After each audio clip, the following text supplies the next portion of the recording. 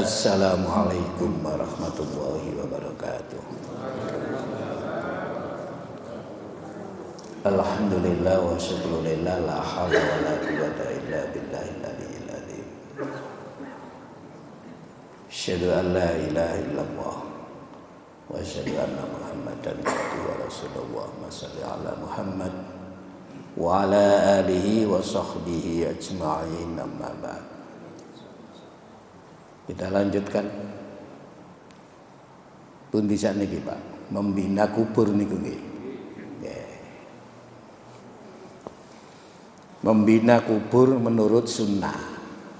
Membina kubur itu ya nata kuburan ya. Nata kuburane wong sing pun dikubur.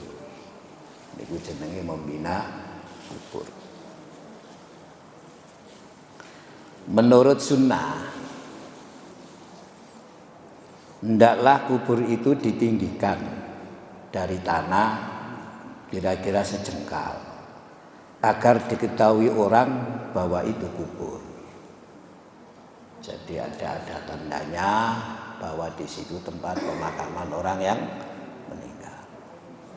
Masih di area pemakaman, tapi pemakaman itu kan luas Pak. Kalau nggak ada tandanya kan nggak tahu itu.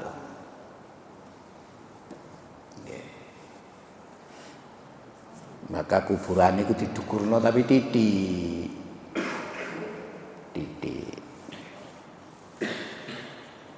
Apalagi kalau misalnya tanah seperti di sini kena hujan lalu talanya ambles gitu. Jadi lubang-lubang nanti.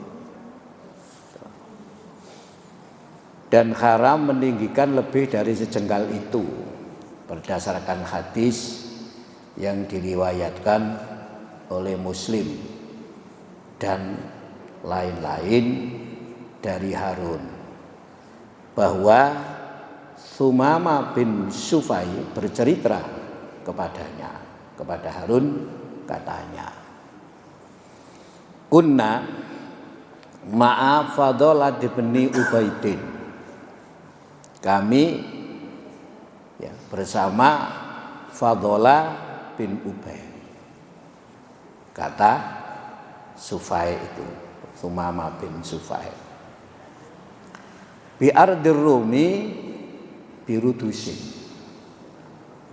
ya, di bumi Rum, di daerah Romawi, di wilayah Birudus, daerah Birudus ini loh, Rodus itu, daerah Rodus. Fatuwfiya sahibun lana, kemudian meninggal, wafat teman di antara kami itu. Fa'amara, lalu memerintahkan Fadhalah bin Ubaidin, Fadhalah bin Ubaid, bikobrihi, dengan ya kuburannya itu, fasuwiya, ya diperintah Pak, diratakan. Ya gak munduk betul, ya tanahnya dibalekno. Nah, meskipun hari itu tidak rata, nanti kan bisa rata sendiri. Itu dalil yang dipakai ya untuk menetapkan kuburan itu ya rata. Ya tanah itu. Tsumma qala, kemudian berkata, sami'tu Rasulullah sallallahu alaihi wasallam, aku mendengar Rasulullah sallallahu alaihi wasallam ya'muru, memerintah, bitaswiyatiha, untuk meratakannya. Ya sebenarnya begini-begini ini sudah kita lakukan. Tuh. Artinya kita ngubur itu ya sudah ngubur begitu saja. Kuburannya ya ditoto, namanya dibina itu. Tidak kemudian dikubur terus digeledak, no, tidak begitu. Gitu loh. Ya, ditata kuburannya itu, yang etis, yang pantas, gitu, yang jelas kalau itu makam seseorang. Itu juga tidak berlebihan, sebab biasanya terhadap orang yang mati itu ada sikap-sikap yang berlebihan, ada ya seperti biasa saja gitu. Berlebihan itu ya macam-macam nanti itu. Ya sama dengan ketika orang itu khitan, itu ya macam-macam kok berlebihannya itu. Nikah, itu gitu, mati. Itu nampak sekali nilai-nilai agama di situ itu. Nampak. Bahkan hal-hal yang tidak ya berdasarkan ya agama itu kayak menjadi sesuatu yang harus gitu. Terjadi namanya sakralisasi. Sesuatu itu menjadi sakral gitu. Nggih. Sehingga substansi inti agama itu kayak tidak menjadi sesuatu yang sakral. Padahal sakral itu memberikan nuansa batin tersendiri. Karena sakral itu mengandung filosofi terhadap sesuatu amalan itu. Ada nilai filosofinya, ada nilai hikmahnya, itu, ada rahasianya itu loh. Itu. Malah justru yang syariat itu tidak dipahami sampai sedalam itu. Filosofinya, hikmahnya.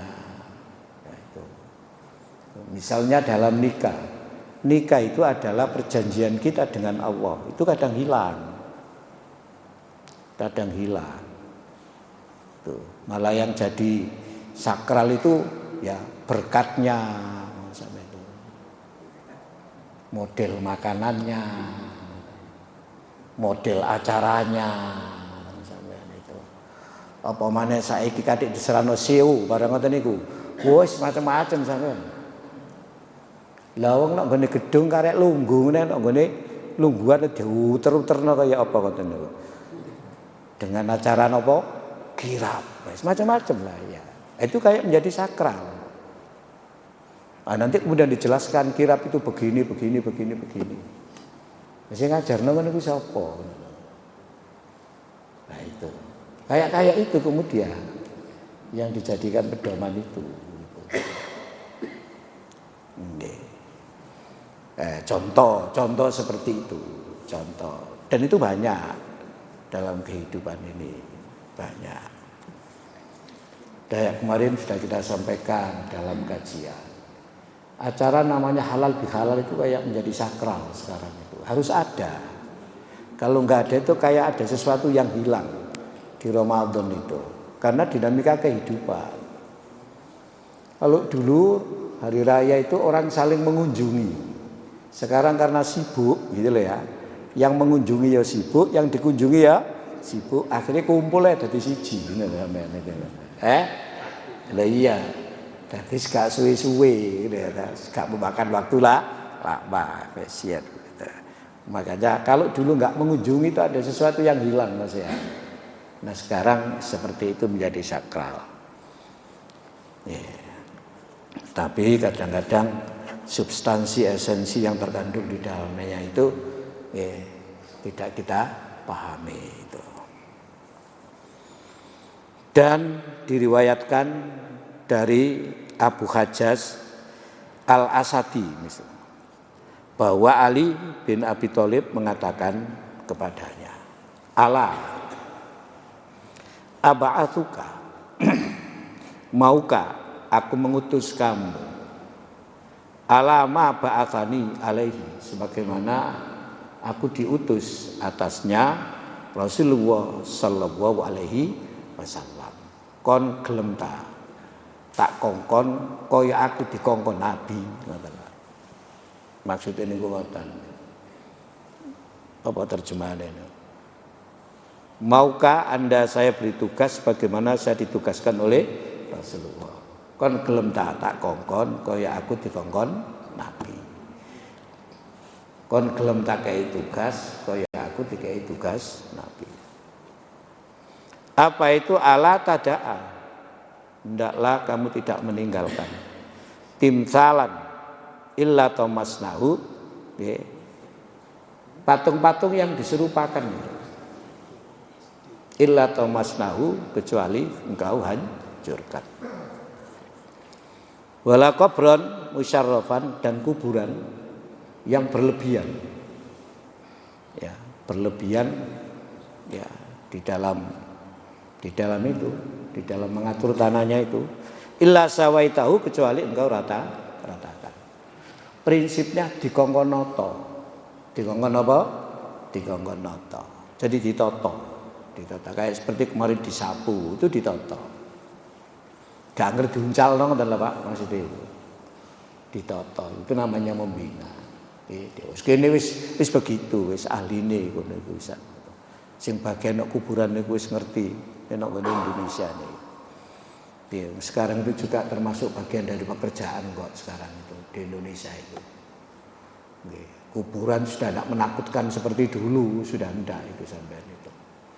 Pak biyen Pak kota itu sudah gak ono itu.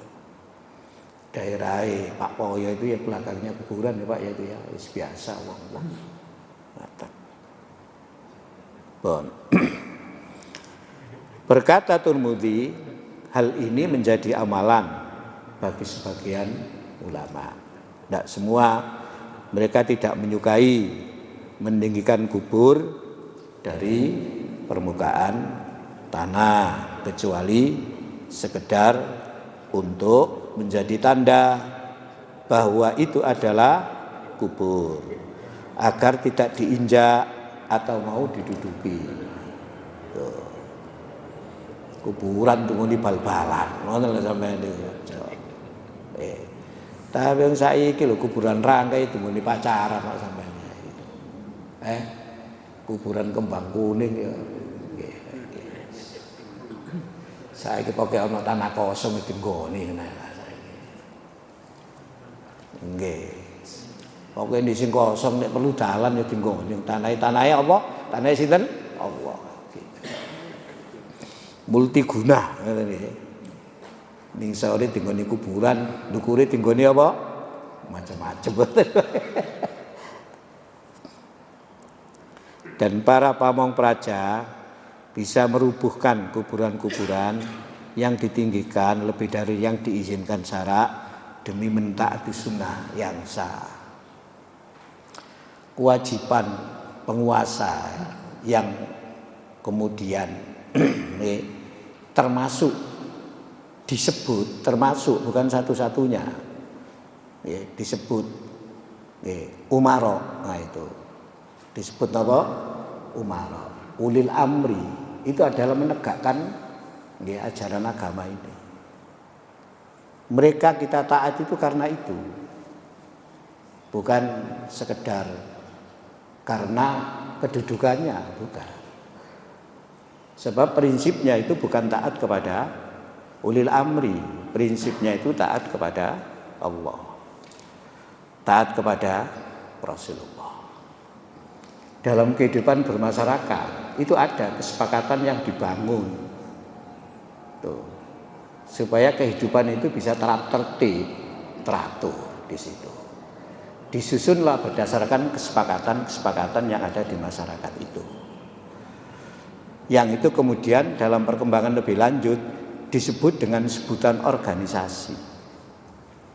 Organisasi pemerintahan, pusat, daerah. Artinya terdiri dari berbagai bagian. Ada struktur, ada presiden, ada menteri itu.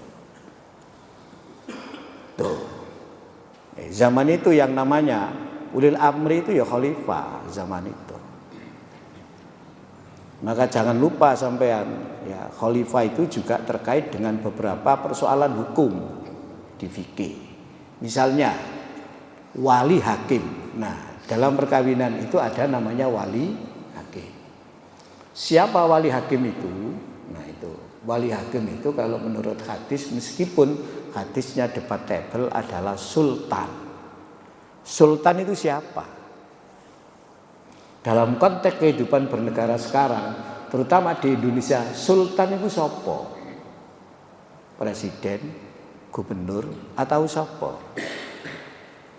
Bupati, apa Pak Mudin sultan ini? Apa kiai? Apa hakim? Enggak Pak, karena dunia sudah berkembang. Maka di Indonesia itu berdasarkan musyawarah ulama tahun 1952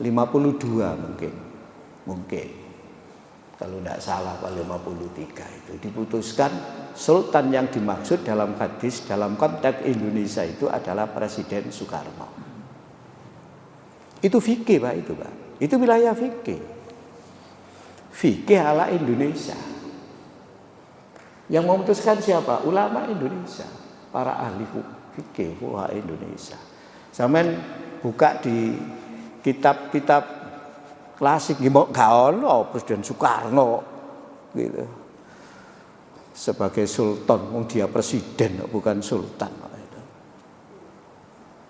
Dulu zaman kerajaan terus siapa itu gitu. Kan beda loh Pak. Itulah kemudian Presiden Soekarno itu mendapatkan gelar. Gelarnya namanya Waliyul Amri Ad-Daruri Bisyauqah. Gitu. Dengan penyebutan dan gelar itu, maka jabatan presiden di Indonesia sekaligus adalah sultan. Lalu kewenangan sultan ini didelegasikan kepada Menteri Agama. Maka Menteri Agama itu tidak pernah perempuan. Nah, tugas sebagai wali hakim itu di Menteri Agama itu didelegasikan kepada Kepala KUA. Di Indonesia itu kalau ada wali hakim yang jadi wali itu adalah Kepala KUA, bukan hakim. Maka Kepala KUA itu akan selalu dijabat laki-laki. Nah itu. Oh, jadi wali hakim itu bukan hakim, bukan. Bukan kepala Kemenak Kabupaten, bukan. Bukan kiai khos, bukan. Itu loh Pak, itu fikihnya di Indonesia itu begitu. Fikihnya itu. Sebab nek ulil amri ku pokoknya angger nyebut sapa ulil amri. Aku ya ulil amri kok. Berarti kan aku ya sultan kok. Siapa sih nyebut sultan itu gitu. Kan menurut pandangannya sendiri itu. Oleh karena itu kalau ada KUA kepalanya enggak ada. Ada nanti ya sing double jabatan itu. KUA yang ada di tetangganya itu yang ditunjuk. Nanti kalau enggak ada kepala KUA tapi dijabat digandeng sama kepala KUA tetangganya, ya itu yang jadi wali hakim. Oh gitu. Iya gitu Pak, hukum itu. Ngoten itu. Itu harus ditaati. Iya, betul. Ulil amri kebijakan seperti itu harus ditaati loh. Iya, kalau itu. Wah, gitu menjelaskan kok. Ati wa ati rasul itu. Lalu penjabarannya kayak seperti itu ya. Itu. Dan itu disepakati itu oleh ulama Indonesia itu. Waktu itu. Ya kayak gini-gini nih loh Pak. Tuh. Tapi kita ini sering gitu loh. Kadang-kadang yang namanya wa ulil amri minkum itu dibuat global. Padahal kadang-kadang ulil amri itu ya tidak sunnah, tidak syariat. Kadang-kadang hal yang bid'ah itu menjadi sebuah amalan itu. Kan tidak boleh kemudian kita ikut itu. Nah, ya, seperti itu. Ya, tapi bahasa ulil amri itu digedek. Makanya di Quran itu tidak ada ati ulil amri itu tidak ada. Kalimat atiu itu tidak ada. Yang ada itu ati Allah wa atiur rasul wa ulil amri. Pakai wawu ataf saja. Kata atiunya nggak ada. Itu berarti dia nggak berdiri sendiri. Dia terkait dengan yang sebelumnya. Maka pakai wawu ataf. Begitu. Karena itu persoalannya jangan mudah kemudian memaknai ulil amri itu. Ya harus kembalikan pada sesungguhnya bagaimana pemaknaan itu. Karena ayatnya itu ya ati Allah wa atiur rasulah wa ulil amri. Kecuali kalau ada kalimat ati Allah wa atiur rasul wa atiu ulil amri itu baru sampai. Masing-masing berdiri sendiri meskipun ada hubungannya. Gitu. Berkata Syafi'i, saya ingin, nah ini keinginannya Imam Syafi'i saja, agar buat menimbun kubur itu tidak diambilkan tambahan dari tanah lain. Ya, nek tanahe pas, nek tanahe kurang kok jeglong, tanahe kurang kok jeglong, lho ditambah enggak apa-apa, prinsipnya meratakan kok. Prinsipnya apa? Meratakan. Bukan ya membuat macam-macam, tidak. Yang punya perasaan macam-macam, tidak, begitu. Kalau enggak berbahaya nanti bagi yang lain yang jalan seperti itu. Ya kalau jeglong ditumbuhi rumput, orang berjalan misalkan enggak tahu ya itu ya. Rumputnya pas, enggak tahu kalau itu kuburan, oh ya kuburan wagilaan bersih. Lah kuburan di kampung itu kan ya suketnya panjang-panjang. Begitu jalan ke situ keblegong loh, bahaya ya. Bahaya itu yang dijaga. Cukup bila ditinggikan kira-kira sejengkal dari permukaan bumi. Ini kata Syafi'i ini. Saya juga ingin agar tidak dibangun dan ditembok. Karena itu merupakan hiasan dan bermegah-megah. Suatu hal yang tidak layak menghadapi kematian. Jadi bermegah-megah. Biasanya bermegah-megah itu mergo menghormat. Di dunia ini bangsa yang dianggap memiliki penghormatan terhadap kuburan itu yang pertama adalah India, kemudian Iran, kemudian Indonesia. Jadi Indonesia termasuk punya ya, di mana masyarakat itu punya rasa kuburan itu dibuat bagus, gitu. Dibuat bagus. Gitu. Karena apa ya? Memang dulu raja-raja seperti itu. Dicontoh seperti itu. Nggih, itu. Nih, kuburannya di atas gunung supaya tidak banjir. Gitu. Apalagi kuburan orang-orang soleh. Tuh. Di India itu ada apa namanya Pak? Taj Mahal. Taj Mahal itu ya kuburan tapi ya bagus, indah itu. Nih, ya paling indah di dunia. Dibanding kuburannya Nabi ya indah itu. Tuh. Kuburan Nabi kan ditutup kain menurut aja gak disawang wong. Dan saya lihat makam-makam Muhajirin dan Ansor tidak ditembok.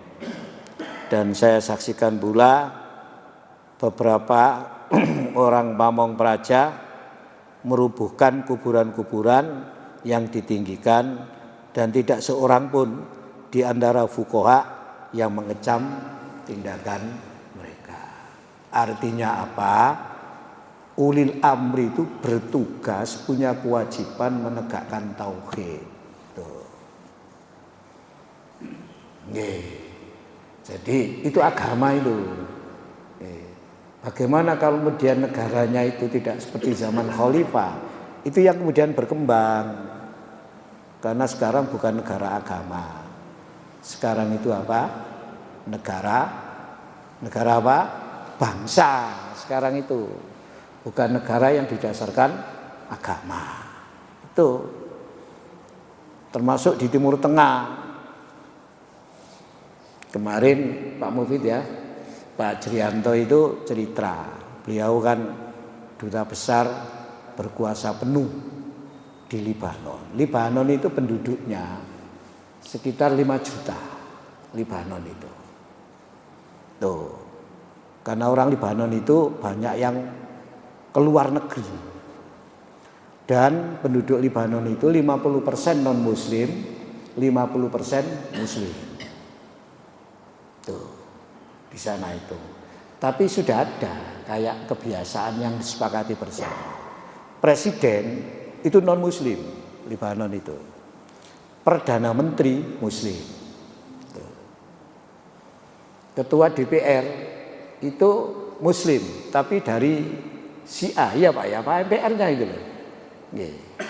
Ketua MPR muslim tapi dari Syiah. Pokoknya kalau ketua DPR-nya muslim dari Sunni, ketua MPR-nya itu muslim dari Syiah. Oh jadi bukan Islam semua, bukan. Kalau ada hari besar, baik Islam maupun non Muslim, itu ucapannya bukan ya taqabbala wa minna wa minkum, tidak. Kullu am wa antum bi khair gitu. Itu baik hari raya Idul Fitri maupun ya Natalan maupun yang lain. Itu kalau sudah hari besar keagamaan, itu ucapan yang ditulis-tulis itu kullu am wa antum bi khair gitu. Itu kata duta besarnya itu yang sampai sekarang masih bertugas di sana. Itu Pak Mufid itu loh kemarin ikut mendengarkan bersama saya itu kemarin itu. Dia bercerita bagaimana kondisi di sana itu. Jadi presiden Libanon itu non Muslim, Kristen agamanya itu. Perdana menterinya Muslim itu. Ketua DPR Muslim Sunni. Ketua MPR Muslim Syiah itu sampai. Kok iso nih? Ya semeniku. Namanya negara bangsa, bukan negara agama. Terus gitu itu ulil amri di Pak. Ya sembuh sampai ya dia gitu. Ya sama. Perdana Menteri apa presiden ini. Iya kan. Lagi tak kata dia. Nggih. Enggak lah. Wali hakim siapa Pak ini kan gitu. Atas nama siapa sultan itu? Atas nama siapa sultan itu persoalan fikih yang berkembang itu juga gitu itu. Tuh, mana ada cerita begitu kok. Berikutnya orang Libanon itu ternyata pinter-pinter. Ya. Di beberapa negara orang keturunan Libanon itu bisa pegang jabatan strategis. Di Brazil itu yang jadi presiden sekarang itu keturunan Libanon. Gitu Pak ya. Brazil itu. Lo non muslim, tapi orang Libanon non muslim. Pengarang-pengarang buku itu banyak produktivitasnya dari Libanon. Makanya kayak buku-buku kitab-kitab itu kan produksi Beirut Libanon gitu. Gitu. Darul Fikri itu yang terkenal kan di Beirut Libanon gitu. Darul Fikri yang banyak menerbitkan buku itu loh. Itu kan juga dari Libanon itu. Libanon. Bayangan kita kan Libanon itu muslim semua kan gitu ya Pak ya. Kan muslim semua, ternyata kayak begitu. Tuh. Iya. Lho iku lho sing ngomong lho masuk bujur, sing ngomong lho duta besar berkuasa penuh di situ. Udah 5 tahun di sana. Kemarin beliau juga cerita, saya itu 5 tahun enggak pulang ya, baru sekarang ini pulang. Mulai sebelum Covid enggak boleh. Dia mengatakan begitu kemarin itu. Nah, gitu-gitu itu. Ya, gitu-gitu itu. Ya. Seperti dulu itu loh. Kayak Palestina dulu misalnya. Dulu organisasi pembebasan Palestina PLO itu dulu presidennya siapa? Yasir Arafat. Tapi istrinya kan non muslim. Istrinya non muslim. Tuh. Loh istrinya kan non muslim, istrinya kan beragama Kristen. Waktu itu. Iya. Pikiran kita itu kan kadang melebihi sesuatu yang kita tidak tahu tuh kadang-kadang itu. Tuh. Loh kok bisa? Ya bisa kok ya begitu ya kenyataannya. Iya, itu loh. Nggih. Ya begitu itu. Ya kayak perang Irak mbak Amerika itu loh. Ternyata tentara Irak itu yo banyak yang non muslim, tentara Amerika yo ada yang muslim gitu loh. Nah kalau itu perang antar agama, lu masuk muslim mbak muslim gitu. Loh tentara Amerika ya ada yang muslim gitu. Ya gitu-gitu itu persoalan fikih itu. Nah, itu. Tapi kadang pikiran kita yang tidak memahami seperti itu lalu kemudian ya berlebihan kita itu. Kenapa ya fakta kita itu kurang gitu. Sehingga persepsi kita itu hanya berdasarkan perasaan kita. Tidak berdasarkan ya realitas fakta yang sebenarnya bagaimana itu. Nanti kalau fakta itu kita ketahui, mungkin akan ada perubahan persepsi itu. Kalau kita ini mau terbuka itu ya inklusif. Kalau nggak terbuka namanya eksklusif gitu loh. Islam berkemajuan itu kan inklusif. Tuh. Berkata Asy-Syaukani, pada lahirnya meninggikan kubur itu lebih dari yang diizinkan hukumnya haram. Ini pendapat para ulama semua ini. Ternyata kuburan itu juga menjadi persoalan, sebab kuburan itu ya tadi itu bisa menimbulkan apa? Kesyirikan. Dan untuk mencegah itu diperlukan kekuatan, dan yang punya kekuatan itu ulil amri itu. Maka tugas-tugas begini ini mestinya yang harus ditegakkan oleh ulil amri itu, supaya tidak terjadi yang begitu itu. Nabi Ibrahim itu melawan rezim yang syirik, jelas-jelas syiriknya itu. Tapi kan dibakar Nabi Ibrahim. Iku Nabi Ibrahim dilindungi oleh Allah dengan mukjizat. Umpama Ibrahim nak kene ana, ya gak mungkin ya kaya ngene iku diobong terus gak kobong, kan ya iso kobong. Buktinya lah Ammar itu bin Yasir itu kan dibakar sama orang-orang jahiliyah itu. Kan kobong mati. Bojone Yasir itu kan Sumayyah, ibunya Ammar itu loh. Itu Sumayyah itu yang dibunuh dengan ditusuk itu sama tombak itu, mulai kemaluannya itu sampai ke sininya kayak diundui men. Loh, kuburannya kan ada di sebelah Masjidil Haram itu. Sampai sekarang belum, tidak tahu sekarang. Kemarin pas sana belum ada, belum dipindah itu. Masih. Coba sekali lagi, di sana kan kuburan gak koyo nok kene, ngono lho, ngoten nggih. Di sini kan kadang-kadang kuburan tokoh-tokoh seperti itu koyo istana sebagai penghargaan. Kono kan biasa ngono. Gak ketara. Lah padha mek sampean kalau ke Thaif itu lho, sampean sendepel tembok ngene kadang karo. Lho iki lho nok mburi lho kuburan Ibnu Abbas iki. Lho Ibnu Abbas sing sampean sebut bolak-balik Ani Ibnu Abbas ini.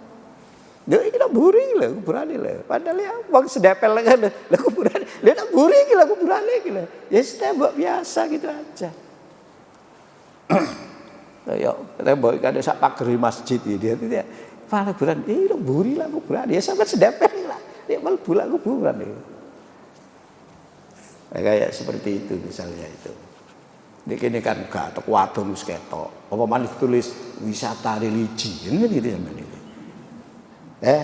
Ya tambah teketok ya tek ada ya kene ya sampean. Adek mlebune diatur, kudu nglungguh, kadang mbek ngesot bareng ngono. Sandale kudu dilepas gitu. Ya so kayak sekali. Ya ada protokoler yang harus diikuti. Itu. Kalau Ibnu Abbas orang seperti itu loh. Waktu lahir didoakan Nabi, ditahdiah sama Nabi itu loh. Lah kuburane wong sendepel lho gak buri. Lah awak dhewe nang kene teko wadok gerbang teko ado lho, sandal mesti dicopot sampean. Tapi kan beda kan. Itu pengaruhnya ulil amri itu besar itu. Mau digitukan apa tidak itu ya besar pengaruhnya ulil amri itu.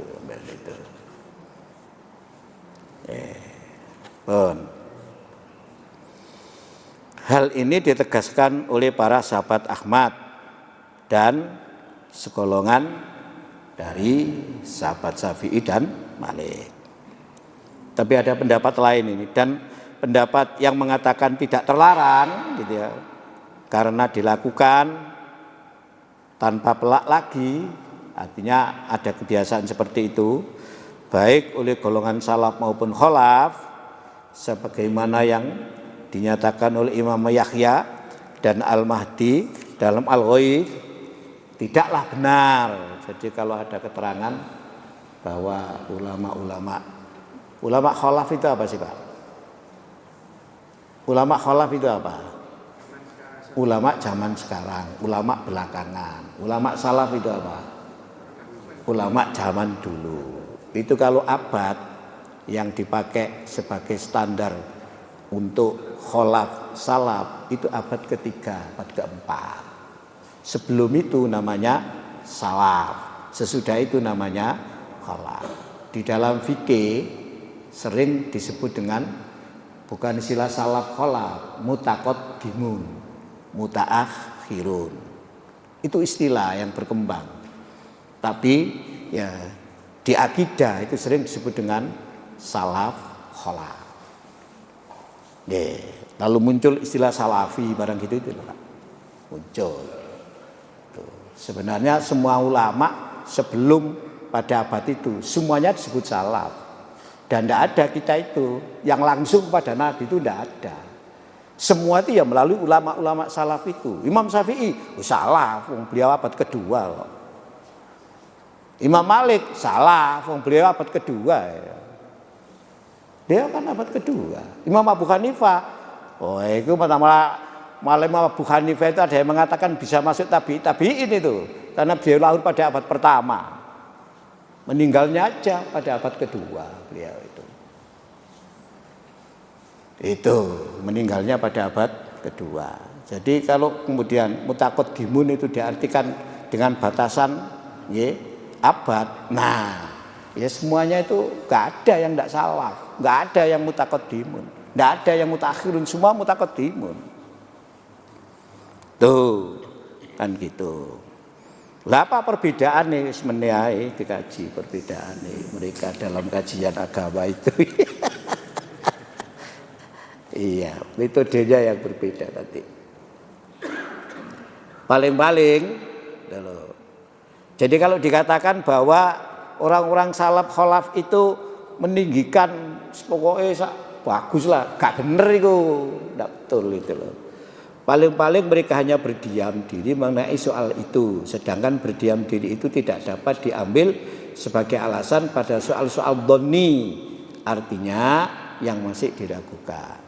Mungkin pada suatu masa terjadi terhadap kuburan, sehingga kuburan itu dibangun, dipindah, ditata yang begitu indah, yang dalam pandangan para ulama tidak seperti itu. Tidak seperti itu. Tidak seperti yang disunahkan. Dan ulama yang lain saat itu tidak berkomentar, diam. Diamnya itu nggak bisa dianggap sebagai setuju. Ijma mereka tidak. Karena diam itu banyak persoalannya. Sekali lagi, banyak orang yang nggak setuju tapi diem. Ngerti ya? Karena nggak punya kekuatan, nggak punya kekuatan. Ya, kenapa negara itu harus melindungi rakyat yang punya kekuatan? Kenapa peradilan itu didirikan negara? Karena pengadilan itu memutuskan dan keputusan itu mengikat. Dan yang bisa menjaga keterikatan itu ya kekuatan. Kekuatan itu siapa? Ya penguasa itu. Ya penguasa itu. Ya penguasa itu. Maka hakim itu sering disebut sebagai pejabat negara. Sehingga nggak ada hakim swasta itu nggak ada. Kalau hakim swasta itu nggak disebut hakim. Bapak hakim itu istilahnya qadhi. Memutuskan. Disebut apa? Tahkim atau hakamain. Bahasa sekarang hakamain itu mediator. Mediasi itu. Nah itu, mediasi itu penting mediasi itu. Tapi kalau nggak bisa dimediasi kan udah ada putusan. Itu nanti wilayahnya qadhi itu. Jadi tidak betul itu gitu loh. Diam kemudian dijadikan sebagai anggapan mereka setuju itu. Wong itu cuma dugaan saja kok itu kan. Itu. Menyatakan haramnya meninggikan kubur itu termasuk soal-soal yang diragukan. Ya, artinya dhek menengahi. Ya, ono kuburan di Dukurno. Berarti kan boleh. Kalau itu haramnya kan tidak jelas gitu. Enggak begitu gitu, enggak begitu. Tapi sekali lagi itu bukan soal tinggi dan tidak tingginya, tapi problem utamanya adalah membina kuburan. Apalagi pada zaman jahiliyah mereka menjadi musyrik itu sampai kemudian muncul berhala. Kalau dilacak sebenarnya berasal dari kuburan. Kuburannya tokoh-tokoh mereka, kuburannya orang-orang soleh. Itu loh. Dari sana sebenarnya itu namanya hulu di dalam beragama. Dan tidak itu juga di Quran juga disebutkan tentang hulu itu. Hulu itu ya terhadap orang soleh, terhadap nabi. Ya, misalnya terhadap siapa? Uzair. Terhadap siapa? Uzair. Di Quran itu kan tidak sedikit cerita-cerita itu hanya kita yakini lah. Karena di dalamnya mengandung keluar biasaan. Ya, hadis juga banyak cerita yang seperti itu. Ya, itu kadang-kadang orang meresponnya itu berlebih-lebihan. Tidak kembali kepada nas, tapi kemudian ya dikembangkan dengan pemahaman sendiri. Misalnya begini loh. Sahabat itu ya sering dan ingin selalu mendampingi Nabi supaya bisa menyediakan air wudhu yang dipakai Nabi. Sebab Nabi itu kalau wudhu, bekas air wudhunya itu ditadai para sahabat. Tuh, kenapa? Itu mengandung berkah. Tapi itu ada nasnya. Tapi tabi'in tidak pernah memperlakukan sahabat seperti itu, enggak. Berarti itu kan kekhususan Nabi, ya gitu. Tapi begini itu kadang kemudian dikembangkan. Loh, ulama itu kan pewarisnya Nabi, gitu loh. Kemudian, akhirnya air wudhu ini para ulama ya diapakna? Ditadai. Ngono lho sampean itu, nggih. Ini kan sudah enggak ada nasnya. Kalau tadi tidak hanya wudhu, keringatnya Nabi juga seperti itu. Nah, padahal kan enggak mungkin keringete wong iki. Keringete bojo ya lah ngene sampean itu. Gitu loh. Loh, itu ada nasnya. Kalau ada nas ya sudah. Kalau ada nasnya kok. Sudah selesai sudah. Itu. Ya kita percaya karena kita itu percaya nas. Sama dengan Umar mencium Hajar Aswad. Umar berkata, kamu itu batu. Meskipun kamu berasal dari surga, tapi kamu itu batu. Artinya kamu bukan Tuhan. Tuh. Kamu bukan Tuhan. Tuh. Kalau saya tidak melihat Nabi mencium kamu, ya saya tidak mencium. Karena saya melihat Nabi mencium kamu, ya saya mencium. Itu namanya ittiba Rasul itu loh. Bukan karena batunya itu. Gono wong yang berlebihan. Saya punya itu jamaah haji itu. Pengen cium Hajar Aswad. Ayo go. Bareng gitu.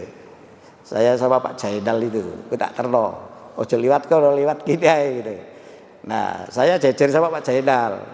Ya, sampai di depan Pak Jainal, saya di belakang. Nanti jalan, begitu jalan dia tepi, kita beri kesempatan di depan saya ini. Serat masuk kamu, cepat masuk. Masuk serat masuk. Nanti tinggal disuruh. Sampai mencium, wis mencium, wis gak tak cium dok, apa tak dilat-dilati ya. Wah, sampai ada watuk kabeh. Aduh. Nah, kene gak sampai cium dok, wah tak dilat-dilati be aku. Ada. Ya macam-macam lah, wong iki macam-macam sampean itu ya. Ya gitu.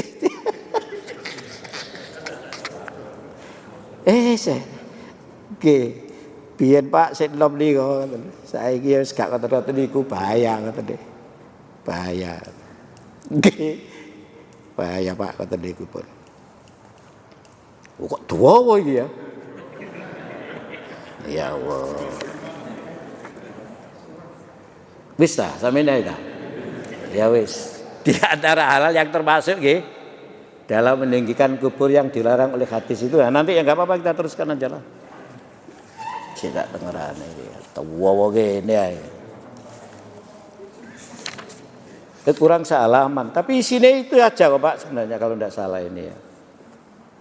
Jadi memang kesirikan ini kan bersumber dari situ sebenarnya itu. Kebiasaan orang jahiliyah itu ya seperti itu.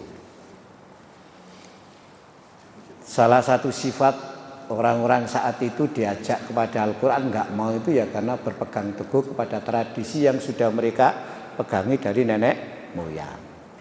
Dan itu diterangkan dalam Quran surat Al-Baqarah 170. Sampeyan buka Pak, sampeyan baca Pak. Pak Agus. Pak Bagus sampeyan buka Pak. Atau di surat apa itu? Surat Luqman. Ayat berapa itu ya? 21 kalau tidak salah itu. Al-Baqarah sampeyan buka 170. Mereka memang kuat memegangi tradisi itu. Nggih, meskipun tradisi itu bertentangan. Nggih. Al-Baqarah. Wa idza qila lahum, dan apabila dikatakan kepada mereka, ikutilah apa yang telah diturunkan Allah, mereka menjawab tidak. Tidak. Terus Kami mengikuti apa yang kami dapati pada nenek moyang kami. nah, yang diikuti itu, Pak. Yang diikuti itu apa-apa yang mereka dapati dari nenek moyang. Termasuk ya terkait dengan kuburan itu loh. Terus Padahal nenek moyang mereka itu tidak mengetahui apapun dan tidak mendapat petunjuk. nah, itu loh. Iya. Sikap begitu itu kuat. Kuat Pak itu, Pak. Dan Nabi itu menghadapi yang begitu-begitu itu. Berarti mboten gampang, nggih. Harus pelan-pelan. Caranya ya diberi ilmu itu nanti. Oh iya ya, itu disadar. Dan juga hidayah Allah lah gitu. Itu kuat itu. Itu kalau bahasa sekarang fanatik terhadap apa yang ia terima dari nenek moyang, meskipun sebenarnya nenek moyangnya sendiri itu tidak sampai kepada apakah itu boleh, baik apa tidak, itu loh. Nggak sampai ke situ. Pokoknya ngono ya wis ngono. Jarine awak dhewe nek kene iku ya awak dhewe lak wong Jawa. Agama Islam ini kan teko Arab. Jane sing asli agama Indonesia ya kepercayaan iku ngono ade. Ya makane iki. Lah agama kan dudu urusane wong, urusane sinten? Urusane pangeran kan gitu mek nabi itu lho. Tapi kalau itu ya itu Islam kan impor, agama impor, bukan asli, apa? Bukan asli. Demikian, cukup kurang lebih jawab maaf. Assalamualaikum warahmatullahi wabarakatuh.